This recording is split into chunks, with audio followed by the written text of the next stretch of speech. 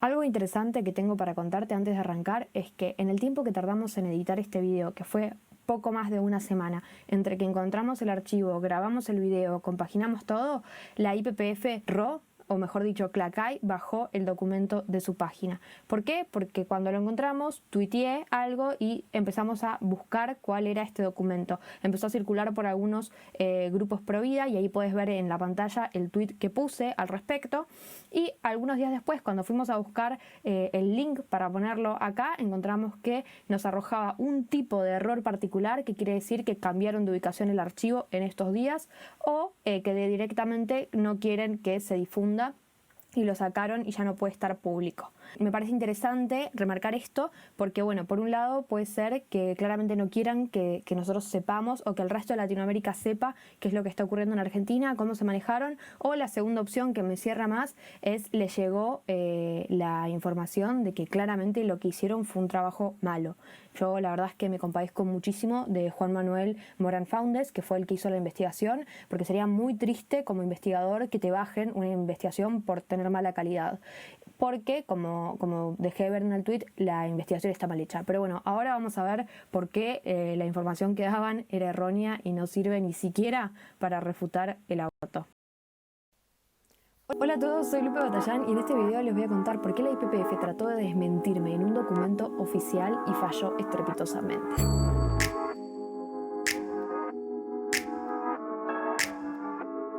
Sí, la IPPF, la multinacional del aborto, de la que vengo hablando desde hace casi 3 años, trató de agarrar mis argumentos mirando claramente en un estudio que da cuenta de que han mirado debates míos, han mirado exposiciones de mis libros que están subidas a internet, han mirado vivos de Instagram que están subidos también a YouTube y la verdad es que no les fue muy bien. Les voy a contar cómo llegué a esto porque la realidad es que es muy curioso. Estaba buscándome en Google porque necesitaba llegar a una nota que tuve que me hicieron el año pasado. Entonces, para hacer las cosas más rápidas, decidí meter mi nombre en el buscador y ahí encontré que estaba subido a Clacay, que es el consorcio latinoamericano contra el aborto inseguro, un documento, un PDF realizado por Juan Manuel Morán Faúndez, que se llama Desarmando la oposición, insumos para responder a los argumentos conservadores contra el aborto legal.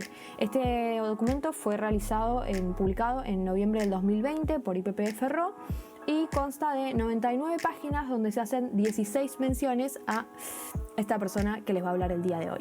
Los argumentos que tratan de rebatirnos a los conservadores, el documento los divide en 7 categorías, de las cuales yo aparezco en los de salud, sociales, estudios demográficos y argumentos jurídicos. El objetivo, claramente, del trabajo es generar estrategias para neutralizar el impacto de los argumentos de los que estamos en contra de la legalización del aborto, porque en los últimos años ellos notaron que abandonaron un tinte religioso, pasando a ser algo más secular y que claramente se tornó muchísimo más científico y estadístico.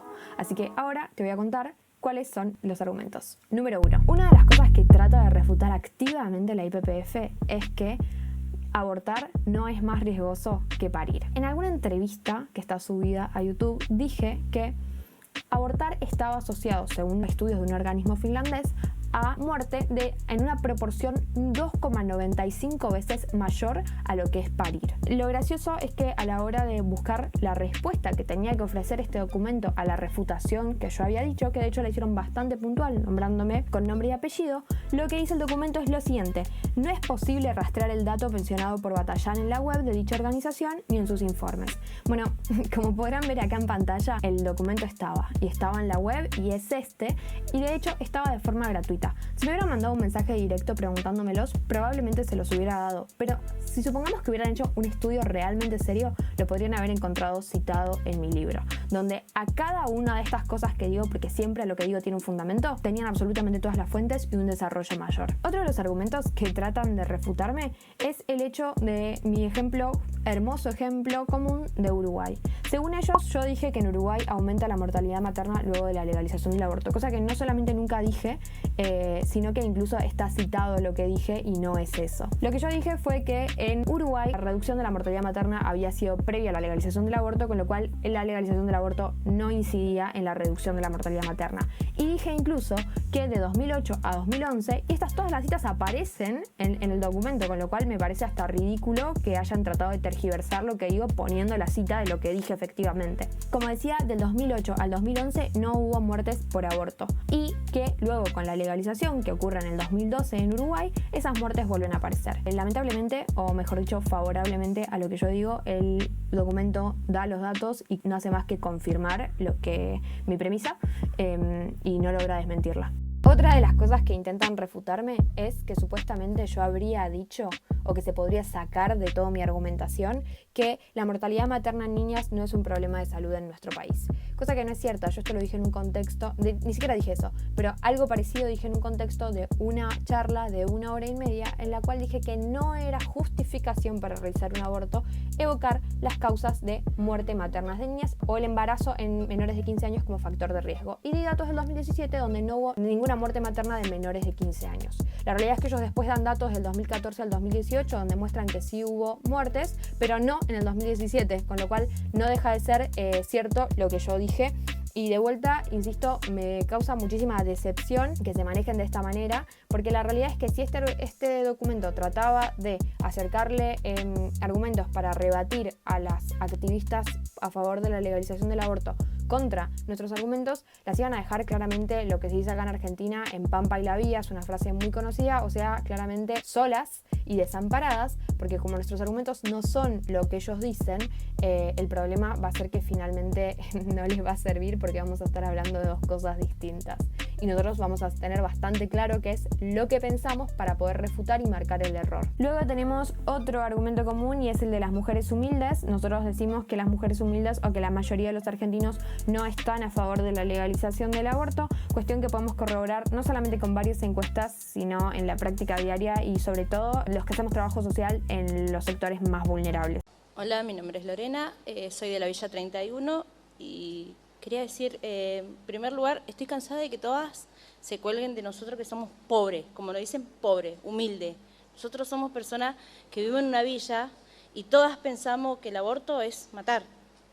Ellos citan una serie de encuestas para tratar de rebatir esto, pero lo gracioso es que las encuestas son de Amnistía Internacional, de CEDES y de la Universidad 3 de Febrero, que tiene una corriente ideológica muy verde y que las encuestas que han hecho tienen métodos muy cuestionables y no son válidas. Con lo cual, lo triste es que nos están tomando de boludos y están evadiendo completamente los datos.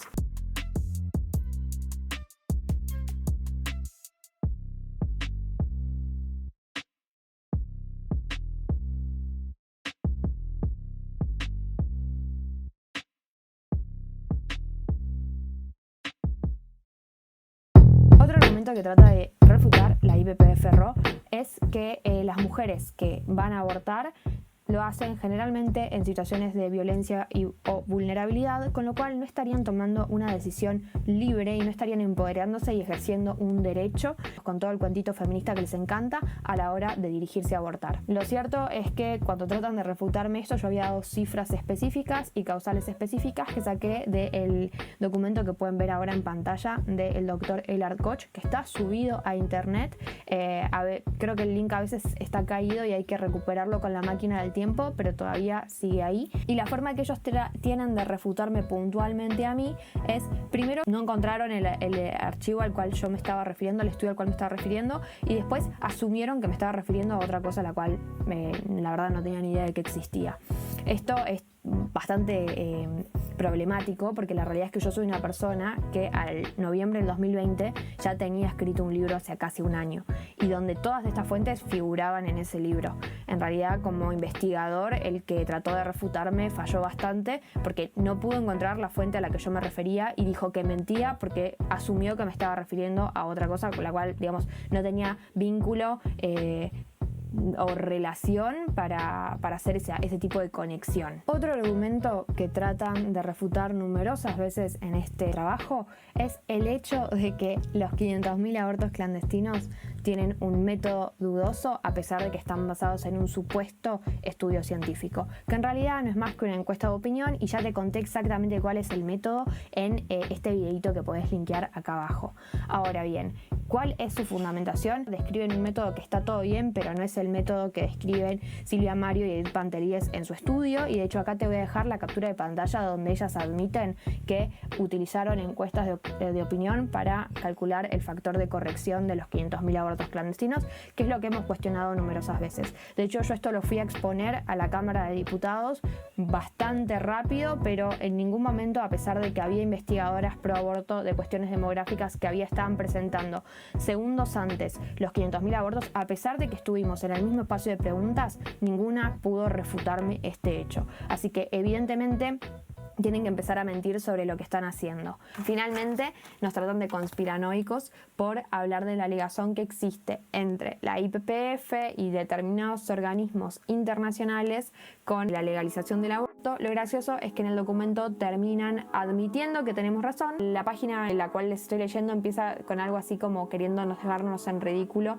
como tratándonos realmente de conspiranoicos, y un poquito más adelante en el texto dice: la existencia de una relación entre políticas de planificación familiar y el interés de ciertos organismos del norte global por generar controles poblacionales ocurrió hace alrededor de medio siglo, pero hoy no tienen vigencia. Sin embargo, no dan fundamento para decir que no tienen vigencia. Lo gracioso es que nosotros nos basamos en conferencias internacionales de desarrollo y población de la ONU, en documentos oficiales del gobierno estadounidense que dicen exactamente qué es lo que van a hacer, y se trazan políticas no a 10 años, ni siquiera a 50 años, sino políticas a más de 100 años. Y lejos de parecer que no tienen vigencia, en los documentos de hace más de 50 años se detalla lo que están haciendo hoy. Con lo cual, a mí no me parece que eso no tenga vigencia, sino que claramente se está cumpliendo.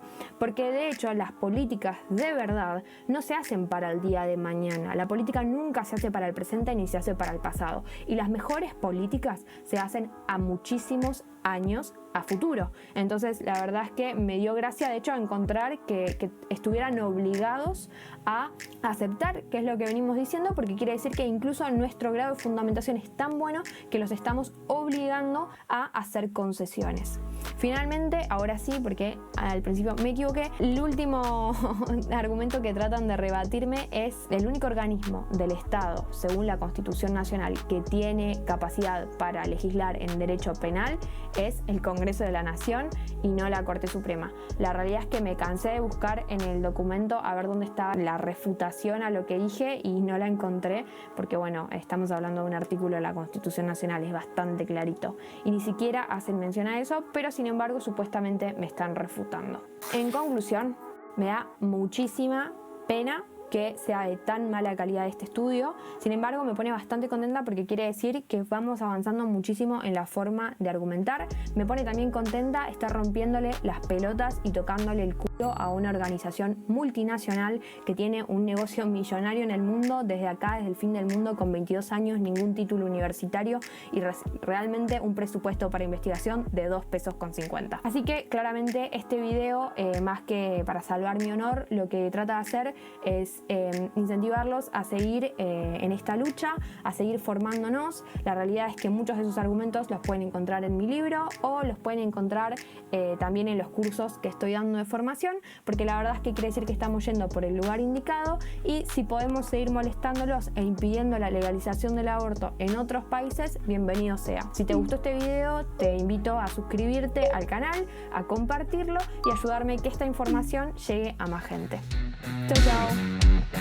Todos nosotros tenemos que seguir